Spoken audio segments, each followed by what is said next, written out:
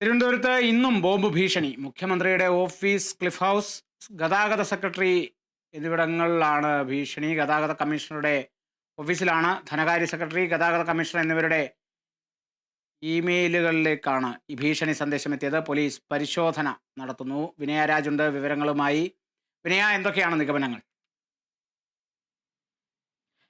കാളിദാസ്, കഴിഞ്ഞ കുറച്ച് ദിവസമായി തന്നെ തലസ്ഥാനത്തെ വലച്ചുകൊണ്ടാണ് ഈ ബോംബ് ഭീഷണി സന്ദേശങ്ങൾ ലഭിക്കുന്നത്. കഴിഞ്ഞ 3 ദിവസത്തിനിടെ തന്നെ 9 കേസുകളാണ് തലസ്ഥാനത്ത് മാത്രമായി രജിസ്റ്റർ ചെയ്തിരിക്കുന്നത്. ഇന്നിപ്പോൾ മുഖ്യമന്ത്രിയുടെ ഓഫീസിലും ക്ലിഫ് ഹൗസിലുമാണ് ഈ ബോംബ് ഭീഷണി സന്ദേശം ലഭിച്ചിരിക്കുന്നത്.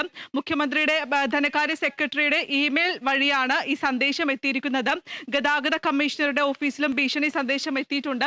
കഴിഞ്ഞ ദിവസമാണെങ്കിലും ഈ വിമാനത്താവളത്തിൽ ഈ ബോംബ് ഭീഷണി ഉണ്ട് എന്ന സന്ദേശം ഇമെയിൽ നൽകിയതിന് പിന്നാലെ തന്നെ റെയിൽവേ സ്റ്റേഷനിലും ഭീഷണി സന്ദേശം ലഭിച്ചിരുന്നു. തുടർന്ന് ബോംബ് സ്ക്വാഡ് അടക്കം പരിശോധന നടത്തിയെങ്കിലും ഒന്നും തന്നെ കണ്ടെത്താൻ സാധിച്ചിട്ടുണ്ടായിരുന്നില്ല. വ്യാജ ബോംബ് സന്ദേശമാണ് എന്ന് കണ്ടെത്തുകയായിരുന്നു. ഇത്തരത്തിലാണ് ഇപ്പോൾ കഴിഞ്ഞ കുറച്ച് ദിവസങ്ങളായി തന്നെ തലസ്ഥാനത്തെ വലച്ചുകൊണ്ടുള്ള ഒരു ഭീഷണി സന്ദേശങ്ങൾ ലഭിച്ചുകൊണ്ടിരിക്കുന്നത്.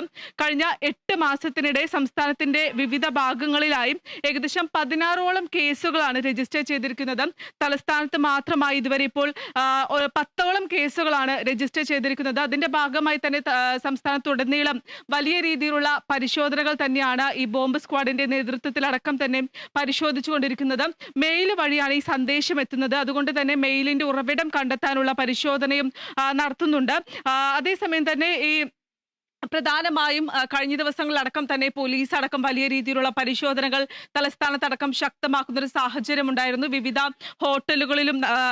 ഹോട്ടലുകളിലും റെയിൽവേ സ്റ്റേഷനുകളിലും ബസ് സ്റ്റേഷനുകളിലടക്കം തന്നെ വലിയ രീതിയിലുള്ള പരിശോധനകൾ തന്നെയായിരുന്നു ശക്തമാക്കിയിട്ടുണ്ടായിരുന്നത്.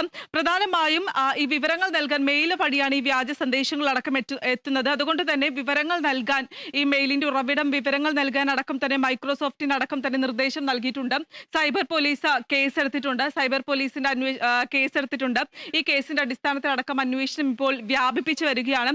എന്തായാലും കഴിഞ്ഞ ദിവസങ്ങളടക്കം തന്നെ ഈ ജില്ലാ വഞ്ചിയൂർ കോടതിയിലടക്കം ഇതുമായി ബന്ധപ്പെട്ട വ്യാജ സന്ദേശം എത്തിയിരുന്നു. കളക്ട്രേറ്റിൽ അടക്കം വ്യാജ സന്ദേശം എത്തുന്നു.